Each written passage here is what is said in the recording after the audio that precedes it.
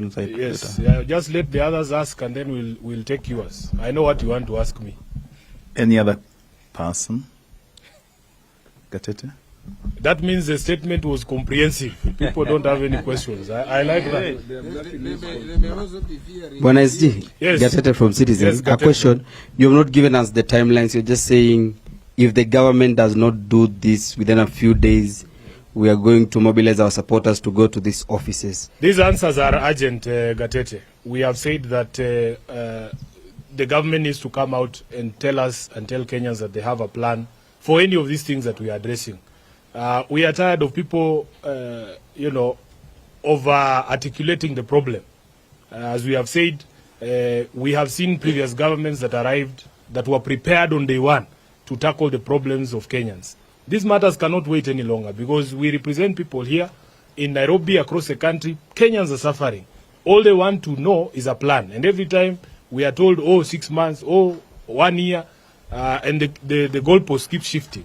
What we are saying is, if we as the representatives of the people have been unable to extract a plan from these people, from the so-called government of Kenya Kwanza, we will take our people to Professor Ndungu's office so that he can explain to Kenyans what the plan is in terms of economic recovery. We don't want people to continue threatening to name individuals who have looted Kenyan money. If you have the names, call a press conference like this and tell Sifuna took 10 million. We have sent the details to the DCI and to the ESCC, the accountability agencies. Let them do the investigations because even Kenyans want to know. But we cannot have a government of lamentations. They don't have any plan. Every time they come, they tell us about the previous regime.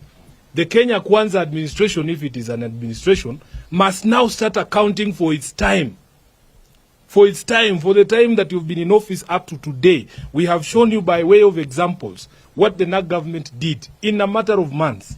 These characters who impose themselves on Kenyans, they have no plan. That's what we are saying. And maybe to add on that, Gatete, maybe to add on that. No, this issue of Kenyans being reminded all the time that somebody took money, somebody did what they did. As you pursue that line, which is okay. If somebody stole money, then go for those people. But as you do that, tell us what you're doing with the money that you're collecting now. Because you're collecting money now. Yeah, you're collecting money now. When you came into power, by whichever means you did, the previous government had subsidies for basic commodities. You lifted those subsidies. What are you doing with that money? We need to see you doing something, not always complaining. Thank you. Okay. Any other question? Mheshimiwa, when Mheshimiwa was talking about the control of budget, I had Mheshimiwa Oluoch calling for her resignation. Maybe you can clarify that. We will address matters in the statement first. There are no more questions. Can we come to... SG, very quickly. John from KBC. Yes, John. Once again, timelines. You've said few days. What are we looking at when we talk about days? You are aware that there are various programs that are going to be announced by the coalition. Part of that program will be announced tomorrow. Right. Yes. Look, now I think we are done with the statement. Let's hear yours. I'm sure ni mambo ya maandamano. Yes, maybe what Kenyans are expecting, because the 14-day ultimatum is lapsing tonight. What should Kenyans expect tomorrow? Yes, we were with Baba at the Senate yesterday, and he spoke to the media and told you to be patient. There will be a media address similar to this one tomorrow to set out the next course of action that we will be taking as a coalition. So I believe that's the end of it. Now this one, Vincent Odur from NTV. Yes, Vincent.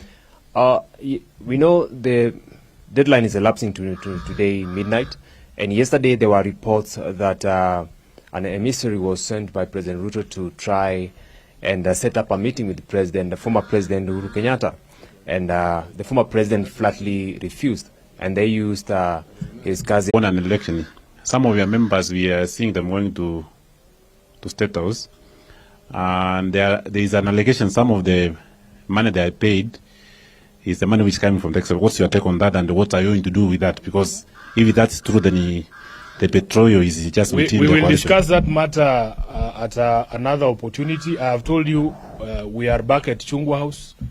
We will be giving briefs of meetings of the party, the coalition, at regular intervals, and I'm sure these matters will be addressed. For now, Kenyans want to know if this government has a plan to reduce the price of unga at least to the 100 shillings that Uhuru left. Hapo ndio tuko. Asanteni sana, Mungu awabariki.